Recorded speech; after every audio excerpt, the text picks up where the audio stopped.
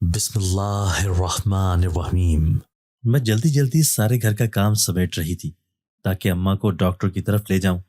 اماں کی کھانسی دن بدن زور پکڑتی جا رہی تھی اور مجھ سے یہ دیکھا نہیں جا رہا تھا۔ پھر میں نے جلدی جلدی سے سارے گھر کا کام ختم کیا اور اماں کو تیار کر کے میں ڈاکٹر کے پاس چلی آئی۔ میں نے اتنے دنوں سے رکشے کا کرایہ جمع کرنا شروع کیا تھا، مگر میں پریشان تھی کہ اب گھر میں فاقے ہونے والے تھے کیونکہ گھر کا تقریباً سارا راشن ختم ہونے والا تھا۔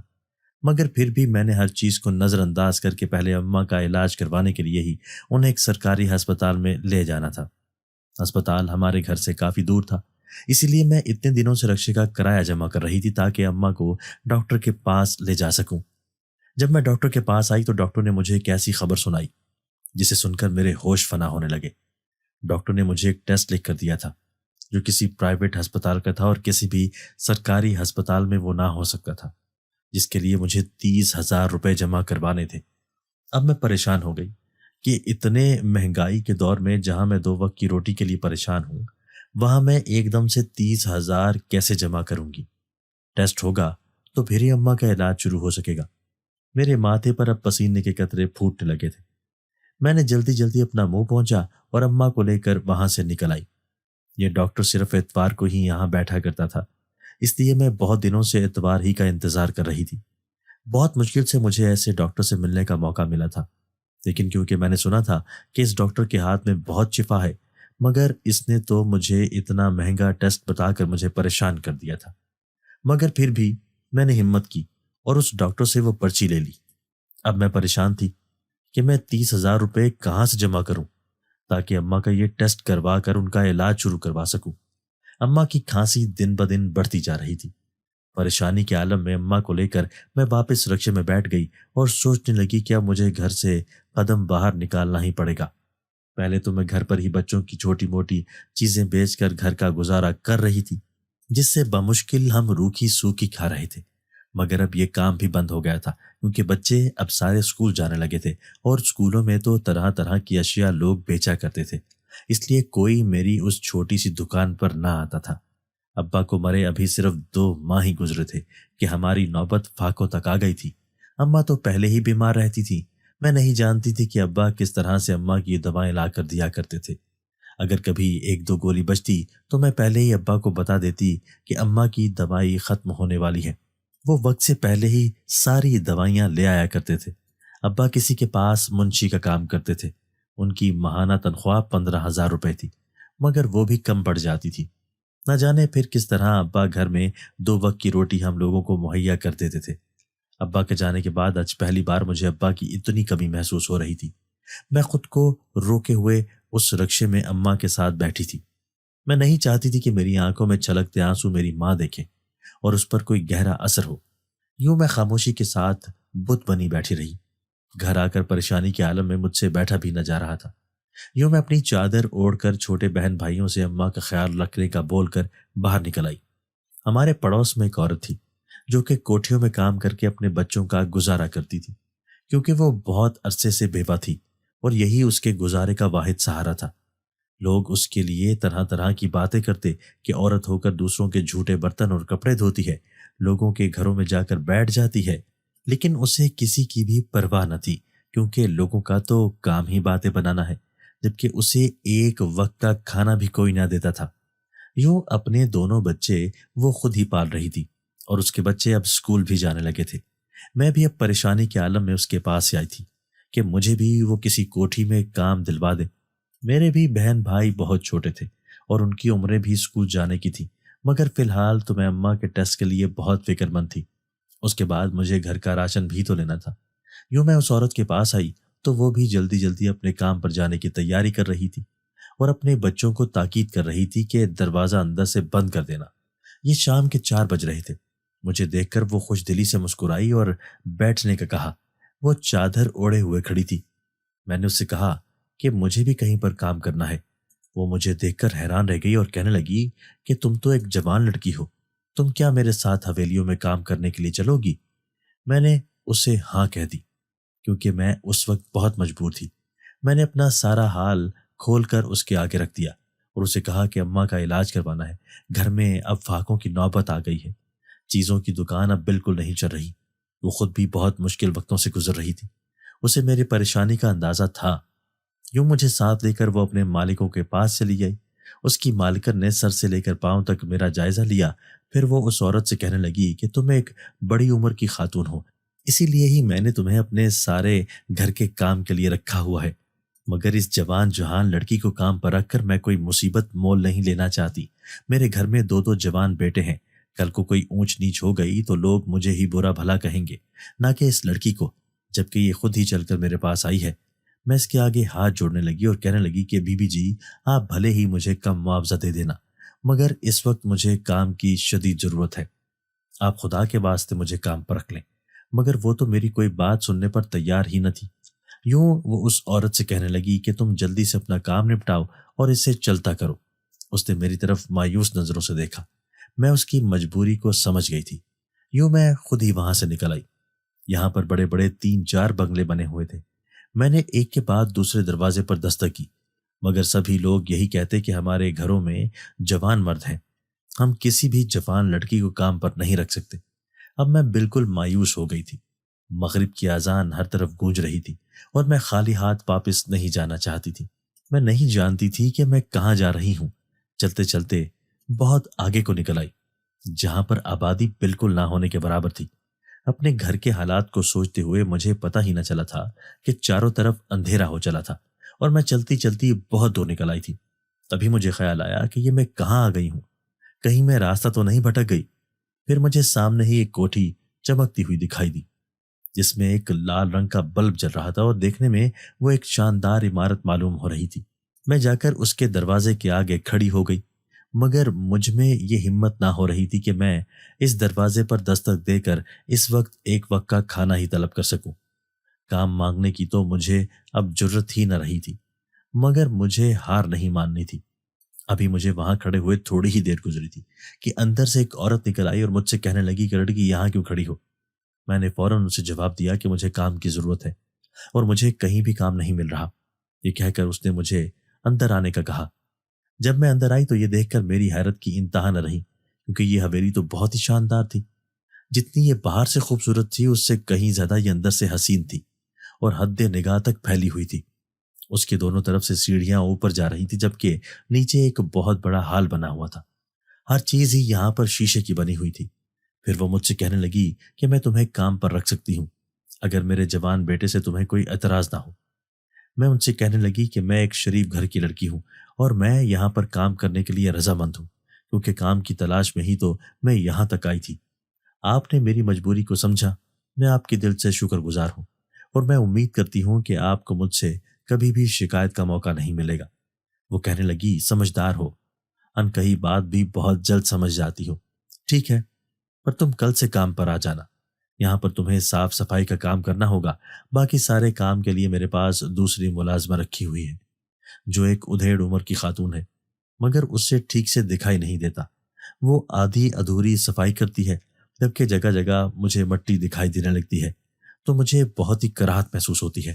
میں صفائی کے معاملے میں بہت سخت ہوں، مجھے امید ہے کہ تم میری امیدوں پر پورا اترو گی۔ میں اسے کہنے لگی کہ آپ ایک بار آزما کر دیکھیں، مجھے سارے گھر کے کام بہت اچھے سے آتے ہیں۔ یہ کہہ کر میں نے اس کا شکریہ ادا کیا اور واپس پلٹ کر جانے لگی تاکہ میں صبح واپس آ سکوں۔ اس نے مجھے آواز دے کر روکا، سنو اے لڑکی۔ میں اس کی آواز پر رک گئی تو وہ کہنے لگی کہ تم سارا دن کام کی تلاش میں ادھر ادھر پھرتی ہو، یقیناً تم بھوکی ہوگی۔ یہاں پر کھانا بچا ہوا پڑا ہے، آؤ میں تمہیں دے دیتی ہوں۔ یہ کہہ کر اس نے ایک بڑے سے شاپر میں مجھے ڈھیر سارا پلاؤ دے دیا، جسے دیکھ کر میں بہت خوش ہوئی اور یہ سوچنے لگی کہ جب میں گھر جا کر یہ پلاؤ اپنے چھوٹے بہن بھائیوں کو دوں گی تو وہ بے حد خوش ہوں گے۔ ساتھ ہی اس نے میرے ہاتھ میں 1000 روپیہ بھی تھمایا کہ کہیں کل آتے ہوئے تمہیں کسی چیز کی ضرورت نہ پڑے، یا پھر اس کا تم کرایہ ادا کر دینا، کیونکہ ہماری حویلی بہت دور ہے۔ ابھی جاتے ہوئے میں نے 2 قدم ہی اٹھائے تھے کہ مجھے کسی کی چیخو پکار کی آواز آنے لگی۔ وہ آواز سن کر میں ٹھٹک کر رک گئی۔ آخر یہ کون تھا جو اتنی بری طرح سے چیخو پکار کر رہا تھا؟ اس عورت کے چہرے پر کوئی بھی ایسے تاثرات نہ تھے جیسے اسے کوئی بھی آواز محسوس ہو رہی ہو۔ میں گھبراتی ہوئی وہاں سے نکل آئی۔ میرا نام سمینہ ہے، میری عمر 20 سال ہے۔ میں نے میٹرک تک تعلیم حاصل کی، اس کے بعد ساری ذمہ داری مجھ پر آ گئی، کیونکہ جیسے تیسے میں نے میٹرک تو پاس کر لیا۔ اس کے بعد اماں ایسی بستر سے جا لگیں کہ پھر اٹھ نہ سکی۔ انہیں ایک بہت بری کھانسی نے ان گھیرا تھا۔ اماں کو ہم مختلف ڈاکٹر کو چیک کرواتے رہے، لیکن معلوم نہ ہو سکا کہ آخر اس کھانسی کی وجہ کیا ہے۔ کوئی ٹی بی کہتا تو کوئی دمے کی بیماری بتاتا، کوئی پھیپھڑوں کا مسئلہ بتاتا، لیکن علاج کروانے کے باوجود اماں کی وہ کھانسی ٹھیک نہ ہو پاتی۔ اماں بیچاری جب کھانستی تو اتنا نڈھال ہو جاتی کہ ان کی آنکھوں سے آنسو بہہ نکلتے اور وہ بالکل بے جان سی ہو کر بستر پر ڈھہ جاتی۔ اس حالت میں اماں کو دیکھنا بہت تکلیف دہ تھا۔ اتنا علاج کروانے کے باوجود، دوائیاں کھانے کے باوجود اماں کی طبیعت سنبھل نہیں پا رہی تھی، اور ابا بیچارے ان کا علاج کروانے کی خاطر کبھی کسی ڈاکٹر کے پاس جاتے تو کبھی کسی حکیم کے پاس، لیکن اماں کو تو فرق نہ پڑا۔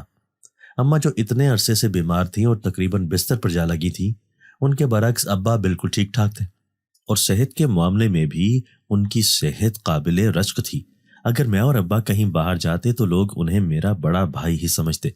ابا بڑے چاق و چوبند تھے، لیکن میرے اتنے اچھے اور صحت مند باپ کو ایک ظالم ٹرک نے اپنے نیچے کچل دیا، اور ابا بیچارے اگلا سانس بھی نہ لے سکے۔ ابا کا انتقال اتنی اچانک ہوا تھا کہ ہم بہن بھائیوں اور اماں کو سنبھلنے کا موقع ہی نہ ملا۔ کتنے ہی دن تو ہم بے یقینی کی کیفیت میں زندہ تھے۔ ہمیں اس بات پر یقین ہی نہیں آ رہا تھا کہ اتنی محبت کرنے والا باپ دنیا سے اٹھ چکا ہے۔ اماں جو پہلے ہی بیمار تھیں، ابا کے صدمے کے بعد ان کی حالت زیادہ خراب ہونے لگی۔ میں چونکہ گھر میں بڑی تھی، اسی وجہ سے مجبوراً مجھے اپنا غم بھلا کر اماں کا خیال رکھنا پڑا اور چھوٹے بہن بھائیوں کو سنبھالنا پڑا۔ میں اب گھر کا جیسے سربراہ بن چکی تھی۔ ابا کی جگہ جیسے میں نے لے لی تھی۔ میں کچن بھی سنبھالتی اور اماں کو بھی سنبھالتی، جبکہ چھوٹے بہن بھائیوں کو مجھے ہی دیکھنا پڑا تھا۔ یوں چھوٹی سی عمر میں اتنی ذمہ دار ہو گئی تھی کہ کوئی مجھے دیکھتا تو حیران ہوتا، لیکن میں کیا کرتی؟ گھر میں اور کوئی تھا ہی نہیں جو ذمہ داریوں کا بوجھ اٹھاتا۔ ابا کے انتقال کے بعد ہماری آمدنی کا آسرا چھن چکا تھا۔ جہاں پر ابا کام کرتے تھے وہاں سے بس 1 ماہ کی تنخواہ ملی تھی، اور وہ بھی انہوں نے بہت ہی مشکل سے دی تھی۔ تقریباً سارا مہینہ گزار کر وہ تنخواہ ہمارے ہاتھ آئی تھی۔ ان پیسوں کو ہاتھ میں لے کر میں رونے لگی تھی، اور جب اماں کی دعائیں اور گھر کا کچھ راشن خریدا تو اس کے بعد ان پیسوں کا پتہ ہی نہیں چلا۔ وہ اتنی جلدی ختم ہو گئے کہ میں حیران رہ گئی۔ ابا ان پیسوں میں پورا مہینہ کیسے پورا کرتے تھے؟ بات بے بات ابا یاد آتے تو میں رونے لگتی، لیکن اماں کی خاطر مجھے خود کو سنبھالنا پڑتا۔ یہی وجہ تھی کہ اب بھی میں نے اپنے آپ کو سنبھالا اور مستقبل کے بارے میں سوچنے لگی، کیونکہ اب آمدنی کا ذریعہ ختم ہو چکا تھا اور زندہ رہنے کے لیے ہمیں ہاتھ پاؤں تو مارنا ہی تھے۔ یہی وجہ تھی کہ میں نے بیٹھک میں چھوٹی سی دکان بنا لی، لیکن وہ دکان اتنا چل نہ سکی کیونکہ وہاں پر میں نے بہت کم چیزیں رکھی تھی۔ میرے پاس اتنے پیسے ہی نہیں تھے کہ میں اتنا مال ڈال لیتی جو بچوں کو اس دکان کی طرف لے جاتا۔ نتیجتاً مجھے وہ دکان بند کرنا پڑی، کیونکہ اب بچوں کے اسکول بھی کھل چکے تھے۔ اب میں ہاتھ پر ہاتھ رکھ کر بیٹھی تھی، لیکن یہی سوچ رہی تھی کہ مجھے کیا کرنا چاہیے۔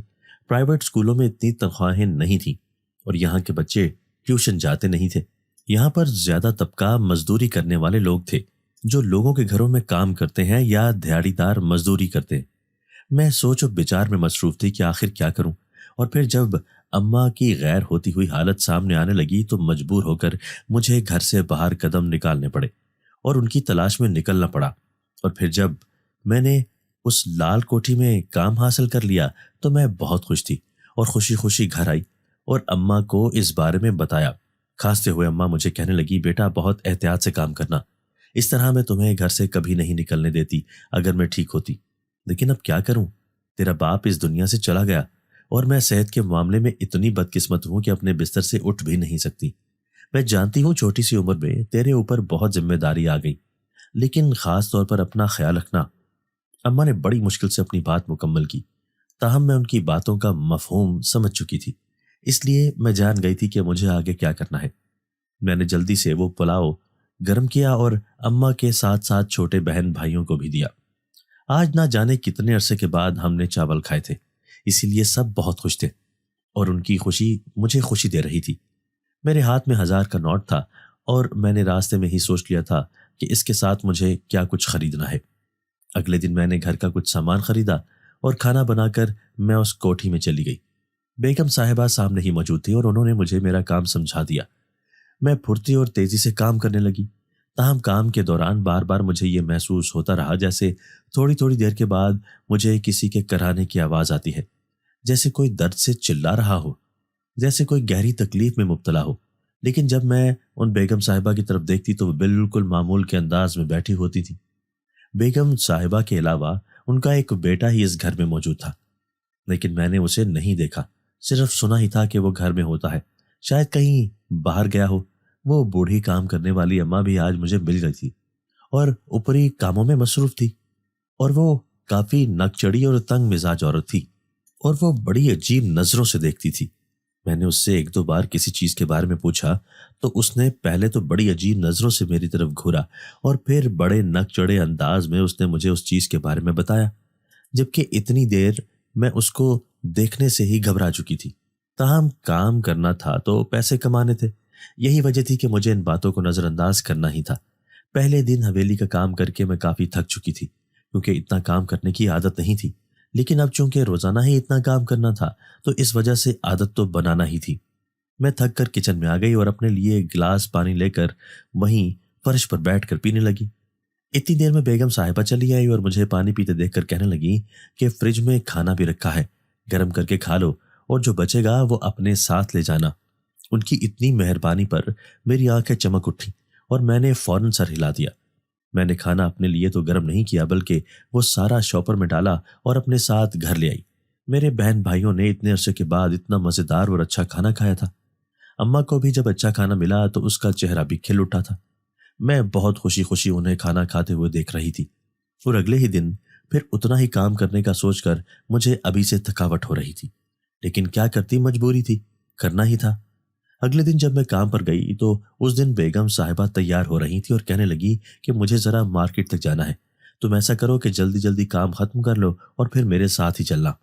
بیگم صاحبہ کی بات پر میں نے سر ہلا دیا، تاہم مجھے باہر جاتے ہوئے جھجک محسوس ہو رہی تھی، لیکن ان کے کہنے پر میں اپنا کام ختم کرنے لگی کہ اسی دوران پھر مجھے کسی کے زور سے چیخنے کی آواز سنائی دی۔ میں گھبرا گئی اور ادھر ادھر دیکھا تو کچھ دکھائی نہ دیا، لیکن دوبارہ پھر کوئی درد سے چلایا تھا۔ ایسا لگ رہا تھا کسی کو گہری تکلیف ہے یا کوئی کسی بڑے کرب میں مبتلا ہے۔ میں ابھی شاید اس بات پر اور غور کرتی کہ بیگم صاحبہ نے آواز دے لی۔ وہ کہنے لگی چلو جلدی کرو، میرے ساتھ چلو، پہلے ہی کافی دیر ہو گئی ہے۔ میں فٹافٹ کپڑا ایک طرف رکھ کر اپنے ہاتھ دھو کر ان کے ساتھ چلی آئی، دوپٹہ اچھی طرح اپنے سر پر جما لیا تھا۔ راستے میں نے بیگم صاحبہ سے پوچھا کہ گھر میں کوئی مریض ہے یا کوئی بوڑھا شخص ہے جو کسی تکلیف میں مبتلا ہو، جبکہ بیگم صاحبہ کہنے لگی کہ ایسا تو کوئی نہیں ہے، تم جانتی تو ہو گھر میں ہوں، وہ بوڑھی ملازمہ ہے اور میرا ایک بیٹا ہے، وہ بھی کبھی باہر ہوتا ہے اور کبھی گھر پر ہوتا ہے، اس کے علاوہ اور کوئی نہیں ہے۔ کیوں، تم نے کیوں پوچھا؟ بیگم صاحبہ نے بتاتے ہوئے ایک دم مجھ سے سوال کر دیا، تو میں نے انہیں کہا، یوں ہی مجھے محسوس ہوا جیسے گھر میں کوئی ہے، جبکہ بیگم صاحبہ کہنے لگی ایسا کچھ نہیں ہے، گھر میں اور کوئی بھی نہیں۔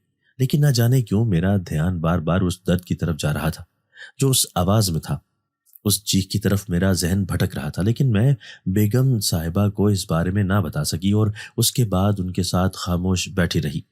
مجھے بازار جانے کی عادت نہیں تھی، اور اب جب بیگم صاحبہ کے ساتھ اتنے بڑے مال میں چلی آئی تو میں ایک چیز کو حیرت اور خوشی سے دیکھ رہی تھی۔ وہاں پر ساری چیزیں میرے لیے بڑی خوشی کا باعث تھیں۔ میں بیگم صاحبہ کو شاپنگ کرتا ہوا دیکھ رہی تھی۔ تقریباً 2 گھنٹوں کی شاپنگ کے بعد ہم تھکے ہارے گھر واپس آ گئے۔ مجھے اب گھر جانے کی جلدی تھی کیونکہ آج مجھے بہت دیر ہو گئی تھی۔ اگر بیگم صاحبہ نے بازار جانے کا بتایا ہوتا تو میں گھر پر بتا کر آتی۔ بیگم صاحبہ کو بتا کر نکلنے لگی تھی کہ بیگم صاحبہ نے ایک تھیلا اٹھا کر میرے حوالے کر دیا اور کہنے لگی کہ یہ راشن میں نے تمہارے لیے خریدا تھا، اپنے گھر لے جاؤ۔ ان کی اتنی عنایت پر میری آنکھوں میں آنسو آ گئے، تاہم میں ان کا شکریہ ادا کرتی اور ڈھیروں دعائیں دیتی وہ تھیلا اٹھا کر گھر آ گئی۔ اس تھیلے میں چینی، چاول، گھی، پتی سب کچھ تھا۔ میں بہت حیران ہوئی کہ آج کل کے اس دور میں بھی کوئی اتنا خیال کرتا ہے۔ بیگم صاحبہ نے اپنے گھر کا سامان خریدا تو ساتھ ہمارے گھر کے لیے بھی چیزیں خریدی۔ ان کا یہ احسان بہت بڑا تھا کیونکہ ابھی مجھے 2 دن ہی ہوئے تھے کام کرتے ہوئے، لیکن انہوں نے مجھ پر عنایت کی بارش کر دی تھی۔ مجھے یہاں پر کام کرتے ہوئے 15 دن ہو چکے تھے اور اب میں کام پہلے کی نسبت زیادہ جلدی اور پھرتی سے کر لیتی تھی۔ بیگم صاحبہ کو بھی میرا کام بہت پسند تھا اور اب وہ اکثر اپنے ذاتی کام بھی مجھ سے کروانے لگی۔ اس کے لیے وہ مجھے الگ سے پیسے دیتی تھی۔ اب تو تقریباً مجھے 4-5 گھنٹے یہیں لگ جاتے تھے۔ اس دوران اماں کے پاس میرے چھوٹے بہن بھائی ہوتے تھے۔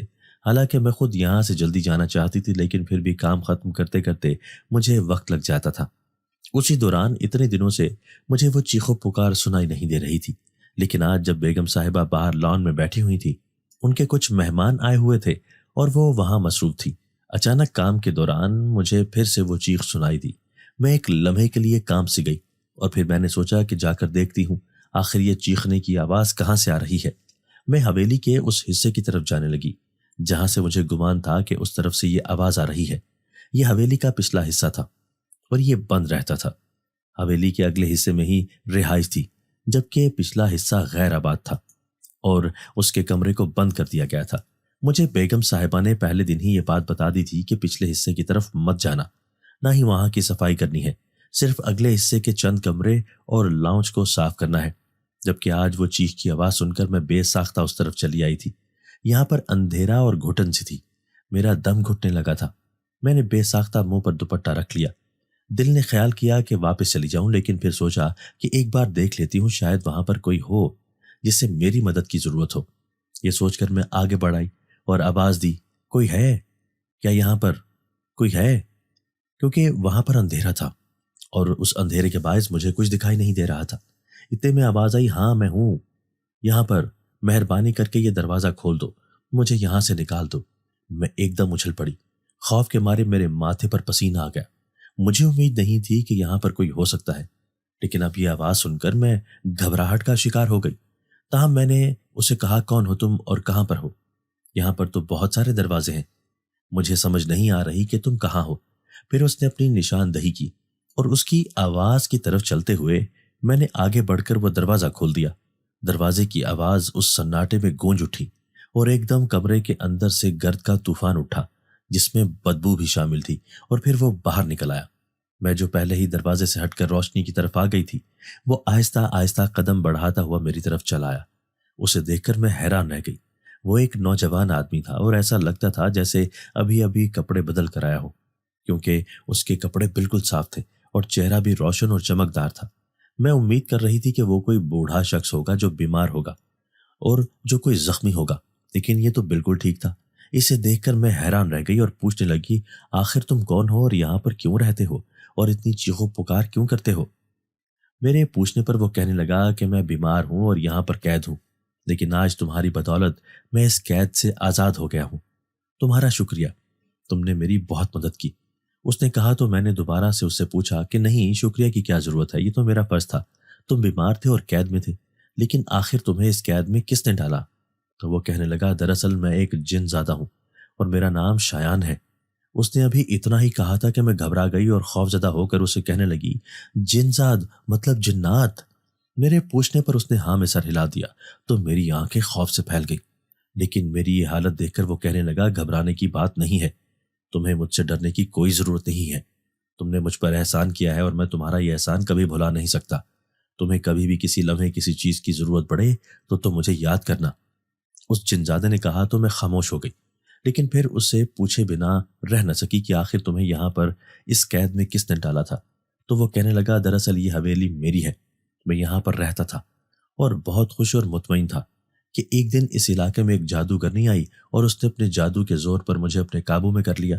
میں بہت طاقتور تھا، لیکن نہ جانے اس نے ایسا کون سا جادو کیا تھا جس کی بدولت میں اس کے قابو میں آ گیا، اور اس کے بعد اس نے مجھے قابو کر کے اس قید کے اندر ڈال دیا۔ میں بہت تڑپا اور یہاں سے نکلنے کی بہت کوشش کی۔ اسی کوشش میں میں بہت زخمی ہو گیا، لیکن اس جادوگرنی کو مجھ پر کوئی رحم نہیں آیا اور اس نے اس حویلی پر قبضہ کر لیا۔ میں اب اپنے ہی گھر میں قید ہوں، پڑا ہوا ہوں اور بہت عرصے سے کوشش کر رہا تھا کہ کوئی مجھے یہاں سے نکال دے، لیکن کوئی بھی میری مدد کرنے کے لیے نہیں آیا۔ اور اب آج نہ جانے کس طرح تم نے میری آواز سن لی، جبکہ اس سے پہلے میں نے بہت سارے لوگوں کو پکارا تھا، کیونکہ باہر کی دنیا کی ساری آوازیں مجھے آتی تھیں، لیکن میری مدد کے لیے کوئی بھی نہیں آیا، کیونکہ ان تک میری آواز ہی پہنچ نہیں پاتی تھی۔ لیکن جب تمہیں میری آواز سنائی دی تو میں روز تمہیں پکارنے لگا، اور پھر آج تم میری مدد کے لیے یہاں چلی آئی۔ اس جن زادے شایان نے اپنی بات مکمل کی تو میں حیران رہ گئی اور کہنے لگی، آخر دنیا میں ایسے بھی لوگ ہوتے ہیں جو خوامخواہی جنات پر قبضہ کر کے ان کے گھروں پر قبضے کر لیتے ہیں؟ تو وہ فوراً بولا، ہاں ہوتا ہے ایسا، تمہارے سامنے میری مثال ہے۔ یہ کہتے ہوئے وہ بڑا پھیکا سا ہنس دیا، لیکن اسی وقت میں اور وہ دونوں اچھل پڑے جب مجھے اپنے پیچھے بیگم صاحبہ کی آواز سنائی دی۔ ان کی آواز بہت سخت اور تیز تھی۔ وہ مجھ سے پوچھنے لگی، آخر تم نے اسے باہر کیوں نکالا؟ کیوں تم نے اسے آزاد کیا؟ بیگم صاحبہ کی یہ بات سن کر میں حیران رہ گئی اور ان سے کہنے لگی، آپ کو اس بارے میں معلوم تھا کہ آپ اس کے بارے میں جانتی ہیں؟ تو وہ کہنے لگی، ہاں میں جانتی ہوں، اسی لیے تو تمہیں یہاں پر آنے سے منع کیا تھا۔ یہ بات سن کر میں حیران رہ گئی، جبکہ شایان کہنے لگا، یہی تو وہ جادوگرنی ہے جس نے مجھے یہاں پر قید کیا تھا۔ شایان کی آواز میں غصہ اور تیزی تھی، اور اس کی بات سن کر میں اچھل پڑی اور خوفزدہ نگاہوں سے اب بیگم صاحبہ کی طرف دیکھ رہی تھی، جو پہلے ہی خونخوار نظروں سے مجھے اور شایان کو گھور رہی تھی۔ پھر وہ میری طرف مڑی اور مجھے کہنے لگی، یہ تم نے اچھا نہیں کیا، تمہیں اسے آزاد نہیں کرنا چاہیے تھا، تم اس کا انجام بھگتو گی۔ بیگم صاحبہ یہ کہہ کر واپس مڑی، جبکہ میں اب بری طرح سے ڈر گئی تھی، کیونکہ مجھے اس کام کی ضرورت تھی، ورنہ گھر پر فاقے ہو جاتے۔ اور پھر پہلے دن سے بیگم صاحبہ میرے ساتھ بہت مہربان رویہ اختیار کیے ہوئے تھی، انہوں نے میرے اوپر بہت مہربانیاں کی تھی، اور اب میری اس غلطی کی وجہ سے وہ مجھ سے ناراض ہو گئی تھی، جبکہ میں ایسا نہیں چاہتی تھی۔ اسی لیے میں فوراً شایان کی طرف مڑی اور اس سے کہا، خدا کا واسطہ ہے تم واپس اپنی قید میں چلے جاؤ، ورنہ بیگم صاحبہ مجھے کام سے نکال دیں گی اور پھر میرے گھر پر فاقوں کی نوبت آ جائے گی، میں کام کیے بغیر گزارا نہیں کر سکتی۔ تمہاری بہت مہربانی، میں نے اس جن زادے سے کہا تو وہ بے بس نگاہوں سے میری طرف دیکھتا رہا اور پھر کہنے لگا، تم فکر مت کرو، میں تمہیں کوئی نقصان نہیں پہنچنے دوں گا، اب میں باہر آ گیا ہوں اور اس جادوگرنی کو دیکھ لوں گا۔ یہ کہہ کر وہ وہاں سے چلا گیا، جبکہ میں وہیں پر بے بسی سے کھڑی رہ گئی۔ مجھے سمجھ نہیں آ رہی تھی کہ میں اب کیا کروں، مجھے رہ رہ کر پچھتاوا ہو رہا تھا۔ آخر مجھے کیا ضرورت تھی جو میں یہاں پر چلی آئی، جبکہ بیگم صاحبہ نے مجھے پہلے دن ہی یہاں آنے سے منع کر دیا تھا۔ میں افسوس کر رہی تھی اور اپنے دل میں پچھتا رہی تھی کہ آخر کیوں میں ایک چیخ کے پیچھے اتنی مہربان ہو گئی کہ یہاں تک چلی آئی اور کچھ بھی نہ سوچا، جبکہ اب مجھے بیگم صاحبہ کا سامنا کرنے سے گھبراہٹ ہو رہی تھی۔ میں اسی طرح ان کے پاس چلی آئی اور ڈرتے ڈرتے ان کی طرف دیکھا، وہ سامنے ہی صوفے پر بیٹھی ہوئی تھی اور بڑے غصے بھری نگاہوں سے میری طرف دیکھ رہی تھی۔ پھر ایک دم سے کہنے لگی، یہ تم نے اچھا نہیں کیا، جب میں نے تمہیں وہاں جانے سے منع کیا تھا تو پھر تم کیوں گئی؟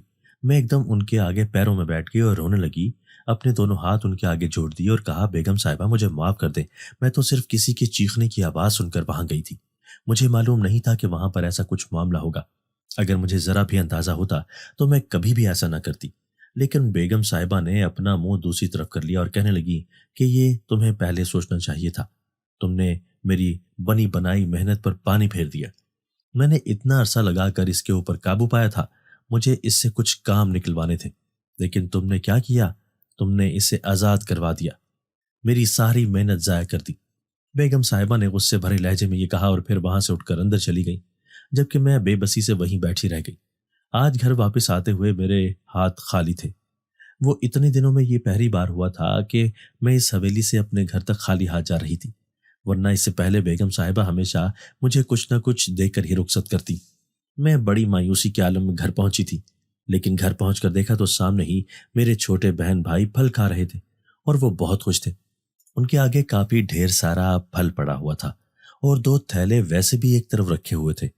میں بہت حیران ہوئی اور ان سے پوچھنے لگی، آخر یہ اتنا زیادہ پھل کہاں سے آیا ہے؟ تو میرا چھوٹا بھائی کہنے لگا، آپ کے آنے سے کچھ دیر پہلے ہی دروازہ کھٹکا تھا اور ایک آدمی نے یہ پھلوں کے تھیلے ہمیں دے دیے اور کہنے لگا کہ آپ کی بیگم صاحبہ نے بھجوائے ہیں۔ وہ اسی حویلی سے آیا تھا جس حویلی میں آپ کام کرتی ہیں۔ اپنے بھائی کا جواب سن کر میں حیرت زدہ رہ گئی۔ میرے سامنے تو بیگم صاحبہ نے کسی کو یہ پھل دے کر نہیں بھیجا تھا، وہ ہمیشہ میرے ہاتھ میں چیز دیتی تھی۔ پھر یہ پھل کہاں سے آیا اور کون میرے گھر تک پہنچا کر گیا؟ یہ سوچ کر میں پریشان ہوتی رہی، لیکن اپنے بہن بھائیوں کی خوشی مجھے اچھی لگ رہی تھی، اور اماں نے بھی آج نہ جانے کتنے عرصے کے بعد پھل کو چکھا تھا، وہ بھی بہت خوش تھی۔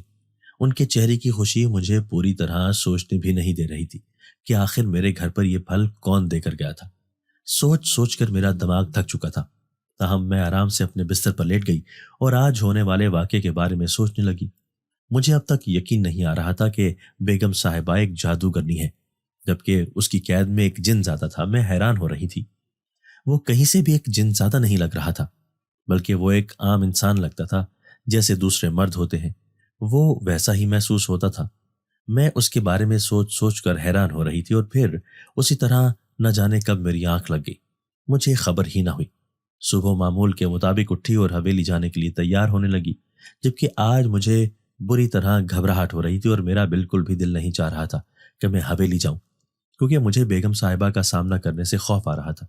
لیکن کام کے معاملے میں بہت زیادہ پابند تھی، چھٹی کرتی تو گزارا کیسے ہوتا۔ یہی وجہ تھی کہ میں خاموشی سے حویلی چلی آئی، لیکن حویلی آ کر مجھے حیرت کا دھچکا لگا۔ نہ تو بیگم صاحبہ تھی اور نہ ہی وہاں پر پرانی بوڑھی ملازمہ تھی۔ میں بہت حیران ہوئی۔ حویلی کھلی پڑی تھی اور ہر چیز ویسے ہی پڑی تھی جیسے کل میں چھوڑ کر گئی تھی، لیکن ان دونوں کی غیر موجودگی حیران کن تھی۔ اتنی صبح صبح بیگم صاحبہ کہیں نہیں جاتی تھی، اور پھر ویسے بھی اگر وہ جاتی تو ہمیشہ وہ بڑی ملازمہ ادھر ہی ہوتی تھی، جبکہ آج تو وہ بھی نہیں تھی۔ پھر آخر کیا بات تھی؟ بیگم صاحبہ کہاں گئی تھی؟ میں ابھی یہ سوچ رہی تھی کہ اتنے میں مجھے اپنے پیچھے آہٹ محسوس ہوئی۔ میں گھبرا کر فوراً پلٹی تو دیکھا سامنے ہی وہ جنزادہ شایان کھڑا تھا۔ اسے دیکھ کر میں کافی حیران ہوئی اور کہنے لگی، تم یہاں پر کیا کر رہے ہو؟ بیگم صاحبہ اور وہ بوڑھی ملازمہ کہاں گئے ہیں؟ میں نے ایک دم سے اس سے پوچھا، حالانکہ مجھے اس سے جواب کی امید نہیں تھی، لیکن پھر بھی میری حیرت کی انتہا نہ رہی جب وہ کہنے لگا کہ وہ دونوں یہاں سے چلی گئی ہیں، اب یہاں پر میں رہوں گا۔ اس کے اس طرح کہنے پر میں بہت حیران ہوئی اور پوچھا، وہ کہاں گئی ہیں؟ تب وہ کہنے لگا، جہاں پر میں تھا وہ وہیں پر گئی ہیں، اور اب انہیں وہاں سے کوئی نہیں نکال سکتا، تم بھی نہیں، اس لیے ان کی مدد کرنے کا خیال دل میں لانا بھی مت۔ اس نے ایک دم مجھے سختی سے منع کر دیا تو میں خاموش ہو گئی، لیکن یہ سوچ کر میری آنکھوں سے آنسو بہنے لگے کہ اب کیا ہوگا؟ بیگم صاحبہ تو چلی گئی اور یہ حویلی اسی طرح رہ جائے گی، میں کہاں پر کام کروں گی؟ میرے گھر میں تو فاقے پڑتے ہیں۔ میں اپنی سوچوں میں گم تھی اور شایان کی موجودگی فراموش کر چکی تھی، جو بغور میری طرف دیکھ رہا تھا۔ اور پھر ایک دم وہ کہنے لگا، تم فکر مت کرو، تمہارا نقصان نہیں ہوگا، نہ ہی تمہیں کوئی پریشانی ہوگی۔ شایان نے ایک دم سے کہا تو میں چونک اٹھی، لیکن آگے سے کچھ بولنے کے بجائے میں خاموشی سے باہر آ گئی اور گھر کی طرف چلی گئی۔ مجھے اب کسی اور کام کو ڈھونڈنا تھا، اب نہ جانے اس میں کتنا وقت لگتا، لیکن کرنا تو تھا۔ میں پریشانی میں گھری ہوئی گھر واپس آ گئی اور مسلسل سوچ سوچ کر میرا دماغ چکرانے لگا۔ اس لیے میں نے چائے بنائی اور اپنے کمرے میں آ کر لیٹ گئی، لیکن کچھ دیر کے بعد ہی دروازے کی آواز آئی، شاید کوئی باہر آیا تھا۔ میرے چھوٹے بھائی نے دروازہ کھولا تو خوشی سے چہک اٹھا اور کسی سے ہنس ہنس کر باتیں کرنے لگا۔ میں بے حد حیران ہوئی کہ آخر گھر میں ایسا کون آ گیا ہے۔ ایک دم اٹھ کر باہر آئی تو سامنے ہی میرے بہن بھائیوں کے پاس شایان کھڑا تھا اور اس کے پاس ڈھیر سارے تھیلے تھے۔ ان کی ملاقات سے ایسے لگ رہا تھا کہ جیسے وہ پہلے سے ایک دوسرے کو جانتے ہوں، اور پھر مجھے ایک دم سے اس پھل کا خیال آیا جو وہ کل کھا رہے تھے، اور اب مجھے سمجھ میں آیا کہ وہ پھل شایان ہی میرے یہاں پر دے کر گیا تھا۔ میں ایک دم اس کی طرف بڑھی اور پوچھا، تم یہاں پر کیوں آئے ہو؟ اب جب کہ میرا کام بھی ختم ہو گیا ہے اور میں ایک بار پھر بے روزگار ہوں، کیا تمہیں مجھ پر ذرا ترس نہیں آیا کہ میں کام کے بغیر اپنے بہن بھائیوں کو کیسے پالوں گی؟ میں نے دکھ بھری نگاہوں سے شایان کی طرف دیکھتے ہوئے کہا تو وہ کہنے لگا، تم مجھے غلط سمجھ رہی ہو، ایسا کچھ بھی نہیں ہے، میں تمہاری مدد کرنا چاہتا ہوں، ایک بار میری بات سن لو۔ شایان کے لہجے میں سچائی تھی، اسی لیے میں نے اس کی بات سننے کا فیصلہ کر لیا اور اس سے پوچھا، کہو کیا بات ہے؟ تو وہ کہنے لگا کہ اب جیسا کہ تم نے مجھے اس قید سے رہائی دلائی ہے اور پھر اس کی وجہ سے تمہاری نوکری چھوٹ گئی، جبکہ میں اب آزاد ہوں اور اس جادوگرنی کو قید کر چکا ہوں، اسی لیے میں تمہیں وہ حویلی تحفتاً دینا چاہتا ہوں۔ تم اب اس حویلی کی اکیلی مالک ہوگی، اپنی مرضی سے وہاں پر زندگی گزارو، اور اس کے علاوہ میں تمہارے اخراجات کے لیے بھی اتنا بندوبست کر دوں گا کہ تمہیں کسی کا محتاج نہیں ہونا پڑے گا۔ شایان کی بات سن کر میری آنکھیں حیرت سے پھیل گئی اور میں اسے دیکھتی ہی رہ گئی۔ مجھے یقین نہیں آ رہا تھا کہ وہ سچ بول رہا ہے۔ تاہم میں نے اسے کہا کہ مجھے اس حویلی کی ضرورت نہیں ہے، میرے لیے یہ گھر ہی کافی ہے، لیکن مجھے اماں کا علاج کروانا ہے، بس وہ ہو جائے کسی بھی طرح تو میرے لیے اس سے بڑھ کر اور کوئی بات نہیں۔ میں نے اماں کی طرف دیکھتے ہوئے ایسا کہا، جبکہ وہ کہنے لگا کہ اماں کا علاج بھی ہو جائے گا، تم فکر مت کرو، میں جانتا ہوں اماں کے بارے میں، مجھے سب خبر ہے، تمہیں پریشانی لینے کی کوئی ضرورت نہیں ہے۔ شایان نے اس طرح کہا تو مجھے ایسے لگا جیسے میری ساری فکریں دور ہو گئی ہیں اور میں آج سب فکروں سے آزاد ہو گئی ہوں۔ اور ایسا ہی ہوا۔ شایان نے جو کہا تھا وہ سب کر دکھایا۔ اس نے میری اماں کا بہترین علاج کروایا اور اماں آج بالکل تندرست اور صحت مند ہیں۔ اس حویلی میں آئے ہوئے مجھے 2 سال ہو چکے ہیں۔ میرے بہن بھائی اچھے اسکولوں میں پڑھ رہے ہیں اور میرے سارے اخراجات کا ذمہ شایان کی طرف ہی ہے۔ مجھے نہیں پتا کہ کہاں سے آتا ہے کہاں سے نہیں، لیکن گھر میں سب کچھ موجود ہوتا ہے۔ میرے بہن بھائیوں کی فیسیں ادا ہوتی ہیں اور اماں کے علاج کے لیے جو دوائیاں چاہیے وہ سب موجود ہوتی ہیں۔ میں حیران ہوتی ہوں کہ میری ایک چھوٹی سی مدد کے بدلے میں شایان نے میرے لیے اتنا کیا، لیکن آج بھی اس حویلی کے پچھلے دروازے بند ہیں اور وہاں پر شایان نے اب دیوار کھڑی کر دی ہے تاکہ اس طرف کوئی نہ جا سکے۔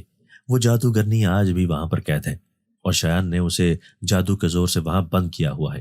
میرے لیے تو حویلی کا یہ حصہ ہی بہت بڑا ہے اور میں یہاں جتنے ٹھاٹھ سے رہ رہی ہوں مجھے یقین نہیں آتا کہ یہ میری حویلی ہے۔ کل تک میں اس حویلی میں صرف ایک ملازمہ تھی اور آج میں یہاں کی مالکن بن بیٹھی۔ یہاں پر کام کرنے کے دوران ایک بار بھی مجھے ایسا محسوس نہیں ہوا کہ ایک دن میں یہاں کی مالکن بن بیٹھوں گی۔ اور جب میں نے شایان کو آزاد کروایا تھا تو مجھے تو یہ معلوم ہی نہیں تھا کہ وہ ایک جن زیادہ ہوگا اور ایک دن میرے اوپر اتنا احسان کرے گا کہ میری ساری تکلیفیں دور ہو جائیں گی اور سارے مسئلے آسان ہو جائیں گے۔ مجھے اگر معلوم ہوتا تو میں شاید بہت پہلے شایان کو وہاں سے آزاد کروا لیتی، لیکن شاید مجھ سے قدرت نے یہی کام لینا تھا۔ شایان کو کسی طریقے سے مجھ سے ملوانا تھا۔ جو میں کام کی تلاش میں اس حویلی کی طرف نکل آئی اور یہاں کی مالکن نے مجھے فوراً کام پر رکھ بھی لیا۔ تاہم مجھے کبھی کبھی بیگم صاحبہ بری طرح یاد آتی ہیں کیونکہ انہی کی بدولت میں یہاں موجود تھی، اور پھر جس طرح انہوں نے میرے اوپر احسان کیے تھے میں ان کا بدلہ نہیں چکا سکتی۔ لیکن پھر بھی ایک کوشش کے طور پر میں نے شایان سے ایک بار کہا تھا کہ انہیں معاف کر دے اور آزاد کر دے، لیکن بدلے میں کچھ کہنے کے بجائے اس نے اتنی سرد نگاہوں سے میری طرف دیکھا کہ میں کانپ اٹھی، اور اس کے بعد دوبارہ کبھی میں نے اس سے یہ نہیں کہا۔ اب میں اپنی زندگی میں مطمئن اور خوش ہوں۔ اماں بالکل ٹھیک ہو چکی ہیں اور ان کی صحت بھی پہلے کی نسبت بہت اچھی ہے۔ میرے بہن بھائی پڑھ رہے ہیں اور میں یہاں پر سکون سے رہ رہی ہوں۔ شایان کبھی کبھی ہماری خبر معلوم کرنے کے لیے آتا رہتا ہے، لیکن مجھے اس کے بارے میں کچھ معلوم نہیں کہ وہ کہاں رہتا ہے، کیا کرتا ہے۔ نہ ہی میں نے کبھی اس سے پوچھنا چاہا، لیکن وہ جب بھی آتا ہے ہمیشہ اس کے ہاتھ میں گھر کے لیے کچھ نہ کچھ ضرور ہوتا ہے۔ میں نے چونکہ اپنے پرانے گھر کو کرائے پر دے دیا تھا، اس لیے میں 1 مہینے کے بعد وہاں پر جا کر ضرور دیکھتی ہوں اور اپنی پرانی یادوں کو تازہ کرنے کی کوشش کرتی رہتی ہوں۔ دوستو، اگر آپ کو آج کی ہماری یہ ویڈیو پسند آئی ہے تو اسے لائک کیجئے اور اسے اپنے پیاروں کے ساتھ شیئر ضرور کیجئے گا۔ اور ہاں، اگر آپ نے ابھی تک ہمارا چینل سبسکرائب نہیں کیا تو ہمارا چینل سبسکرائب کر دیجئے اور بیل آئیکن بھی پریس کر دیجئے تاکہ ہماری ہر نئی آنے والی ویڈیو آپ کو بر وقت مل سکے۔ اللہ حافظ۔